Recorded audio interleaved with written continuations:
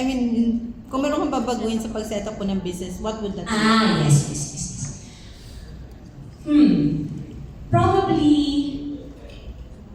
Probably just a bigger location for our Taft branch. I mean, marami na it is a learning process and it still is a learning process. Kumbaga, hanggang ngayon marami pa rin kami natututunan, marami pa rin kami realize na achievable pala, kaya pala. Siguro, wala akong masyadong babaguhin when it comes to setting up the business because lahat naman kami, we're only first-timers. We're all first-timers when it comes to setting up Angry Lobo. It's just that we were overwhelmed with the amount of people who supported our first branch in Taft at that time. We didn't have a commissary. Our master sauce, ako yung gumagawa sa bahay. Up until now, I still do that. People were lining up. Siguro yun nga, siguro ito kung may babaguhin man ako, siguro mag-set up ako na mas maayos na waiting area. Kasi maliit na talaga yung area namin or mas malaking location. But the experience, the struggles, the birth pains, I'd love to do that all over again. Oh, last na, sorry. Sige po. Being a brand ambassador of Tala, what can you, yung message mo sa mga future entrepreneurs out there? This is your chance. This is your chance to showcase your talent because you already have a partner. May partner na kayo sa buhay na pwede kayo suportahan at tulungan sa pangarap nyo.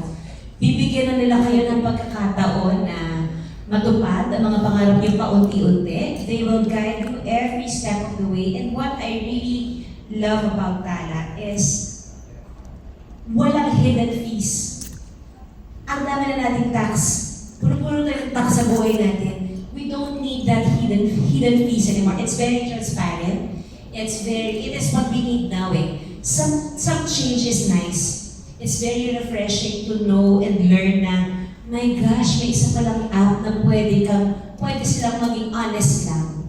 What we need now is honesty. What we need is pure help and pure support from a company that will guide you for every step of the way, be it for your business, be it for your studies, be it for your travel plans. But then again, my advice at the end of the day is, be realistic. Take a risk, but be realistic. Know and be mindful of how much you're going to borrow. But then again, Tala app will tell you the realistic amount where you can start. And then from there, you're able to pay it in the span of days that they'll give you, then it will increase. Ganun din naman sa pagkakaibigan din, di ba? O, pautahan mo na kita ng 1,000 pera ako next week. Pag binayaran niya ako next week, susunod na utang niya, pwede na 2,000 kasi nabayad siya. Marunong magbayad.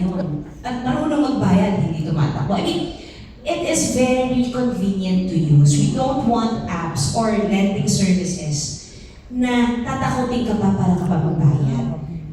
Hindi ako naman yung pinaka naka-experience yan, but I've heard so much stories na nangyari yan sa mga kakilala ko na umiiyak sila sa akin kasi may nag-message na sa kanila na threatening nila yung bahay nila, i-divulge yung secret ng pamilya niya, yung huwag naman ganun, di ba? Huwag tayo dumating naman sa puntong ganun kasi napaka hindi makatao.